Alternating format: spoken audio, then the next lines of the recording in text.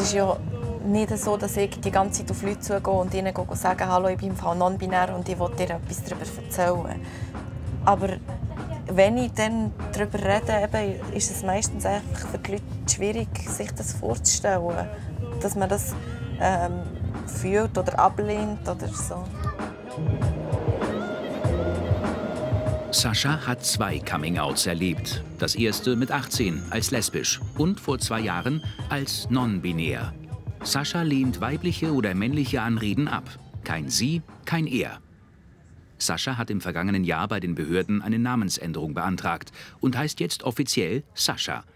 Über den alten Namen möchte Sascha nicht mit uns sprechen. Das GEA ist jetzt wie so etwas, wo ich den Vornamen noch nicht gewechselt habe und es dann erst, sobald das GEA ausläuft und ich ein neues muss kaufen muss, gehe ich dann denen sagen, dass ich dann übrigens meinen Vornamen geändert habe.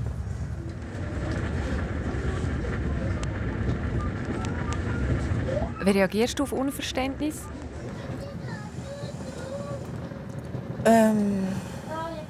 Ich tue eigentlich nicht viel erklären, ich tue einfach darauf bestehen, dass das anerkannt wird. Wir sind mit Sascha mehrere Wochen unterwegs. Eine Sprache ohne Sie und Er fällt uns schwer. Szenen, in denen wir Sascha falsch ansprechen, möchte Sascha nicht zeigen. Auch Fragen, ob Sascha geschlechtsangleichende Operationen durchführen ließ, wollte Sascha vor der Kamera nicht beantworten. Schweizer Behörden erkennen Saschas Identität nicht an. Anders im US-Bundesstaat Oregon. Im vergangenen Jahr wurde zum ersten Mal eine Person als non-binär anerkannt. Das ist der größte Erfolg meines Lebens. Das definiert, wer ich bin. Ich hatte nie eine Identität als Mann. Mich als Frau zu bezeichnen, war auch nicht zutreffend. Der Richter machte mich vollständig mit diesem Entscheid.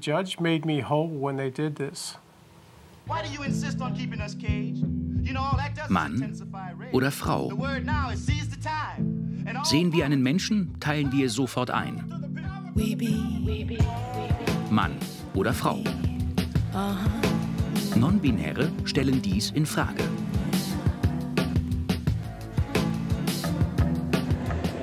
Hey. Sascha studiert Gender Studies in Basel. Auch hier entkommt Sascha den Kategorien Mann und Frau nicht. An der Universität Basel haben wir genau Frau, Herr, Geschlecht, weiblich, männlich. Und fertig.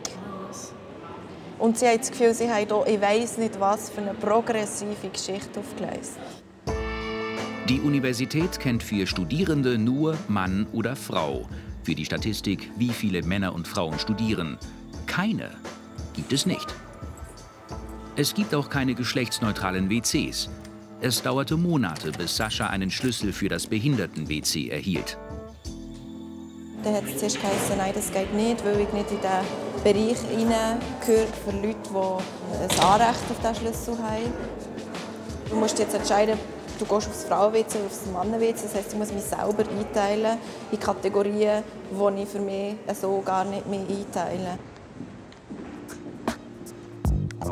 Sascha trifft sich Wochen später mit Kadisha. Auch Kadisha identifiziert sich als non-binär. Es fällt schwer, eine gemeinsame Sprache zu finden. Wenn wir zusammen schwätzen, dann sind wir in unserem Bubble und dann verstehst du Ja. genau, was ich meine. Aber wenn es für die Gesellschaft außen ist, dann werden das nicht Böcke. Ich sage dann immer so einen Beispielssatz. Ich habe gestern Sascha gesehen und Sascha hat mir Saschas neues Velo gezeigt. Und dort kann man wie so raushören, wie denn das angewendet wird. Weil für viele ist das so mega verwirrend. So, hey, wie mache ich jetzt das? Über die reden, ohne ein Pronomen zu verwenden. Was hätte Sascha und Kadisha als Teenager geholfen? Wenn mir den Raum einfach gelassen hat, vom selber entscheiden, ob ich jetzt in die Bubenkabine will oder in die Mädchenkabine im Turnen. Das war vielleicht so etwas gesehen, was mir geholfen hat. Und ich mich nicht zwingen musste, in die Mädchenkabine zu gehen und mich dann alle irgendwie so anschauen und wissen, dass ich einfach kein BH habe. Im Privatleben können Sascha und Kadisha heute für sich entscheiden, nicht aber nach außen. Die Stimme ist ja ein Element, an dem man Geschlecht abliest. Du hast ja mal gesagt, dass du wegen deiner Stimme mega oft nicht lesbar bist. Wo ich von mir das Gefühl habe, dass wegen meiner Stimme ich eher als Frau gelesen werde. Stört dich das? Ich wünschte mir manchmal, ich würde weniger lesbar sein, also weniger klar lesbar. Und ich werde, ich werde schon in der Regel als Frau gelesen. Ja. Heute als Frau gelesen, früher als Mädchen.